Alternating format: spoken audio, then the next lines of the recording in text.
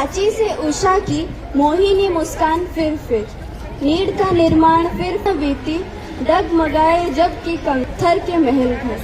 धन्यवाद। विनम्र प्रणाम। मु कुमारी सोनाली महाराणा विभागर छात्री अटे। आज कविवर राधानाथ राय चिलिकार सायंकाल दृश्य को मु परिवेषण करने को जाऊँगी। प्राची मुळे एबे मीना जीवी नाबे छायाकारी चित्र दिशे ठाबे ठाबे मत्स्य धरी सिंहु समुद्र मुहाणे निज गृह कथा भावे एक ध्याने ढालेरी शिखरी संध्या तारा देखी आसंती पटिका महल से देखी।